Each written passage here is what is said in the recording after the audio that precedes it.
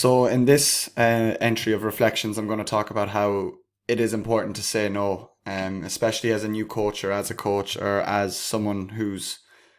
I suppose, working in their own business or managing their own business or starting up their own business, that it's really important that you don't sacrifice the quality of your service for a few extra pound here and there. As a coach, a lot of you will be familiar with this. Um, it's very hard to say no sometimes. So what I mean is there's a certain point of diminishing returns for a lot of us, be it taking on a certain amount of people, giving a certain amount of hours a week toward this coaching online or towards coaching on the floor, towards whatever it is you're doing, and learning to say no and learning to kind of find that peak amount of hours you can handle with a higher quality of service is going to be more important in the long run. So if you're doing something that's in the long run kind of game, I would say be very wary of that. I get these kind of things all the time where someone is writing to me and asking me, maybe they're inquiring about joining the program or joining Complex or starting up with me or whatever, and I don't know, maybe they ask for their partner or for their friend or someone to come on board and sort of a 2-for-1 kind of gig, and they kind of they just see it as the program is the same. They'll just do the same program together and it's fine, be it them and their partner or them and their friend or them and their housemate or whatever. That if I just give them the one program and let them both off and charge kind of the rate and they can pay half each, that would,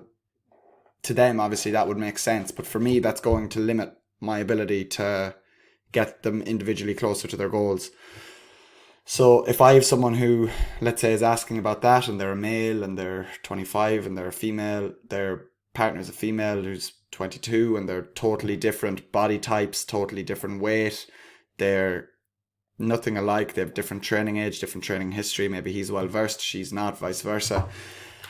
And you're kind of looking for this one size fits all approach program online over the kind of counter online, that is going to diminish your quality of service, because if one of them does well, which more than likely in my opinion, if you're going to do something like that and kind of not coach them individually, neither of them are going to get the best out of it. If it is what you do as individual coaching, if you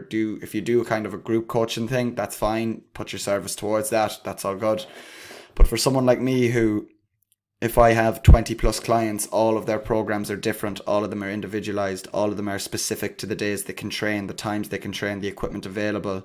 and their goals, be it on the pitch, be it off the pitch, their goals, if it's fat loss, if it's just trying to accumulate as much muscle in a few body parts, whatever it is, it's individual. And that's the important, unique selling point that I have, and that is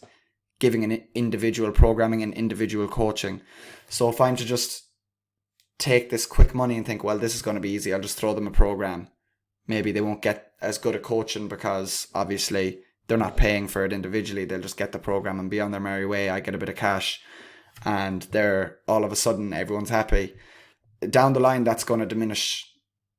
your service, because if they're not getting everything they can from it, then what's the point? Kind of, they're not going to be a good advertisement for you, and it's not a good advertisement for you. So you need to figure out what the quality of your service should look like, and if anything is going to diminish that, you need to learn to say no. And that's the main point today. I see a lot of coaches will throw out stuff that are really quick and really easy, and maybe they have 50 people throwing out this generic program and it's for quick money. Out of those 50 people, I mean, you might have 3 to 5 or 3 to 6 who do very, very, very well off it and who adhere to it and who stick to it, but they aren't being brought through that coaching process. And if that's your business model, that's fine. But you need to understand your business model, and you need to understand what kind of quality service you want to bring for the price you want to bring it. And then it's important to know what your limitations are, be it numbers, be it coaching multiple people, and figure out from there whether it's worth it or not for you to take that money down the line rather than now at this moment in time.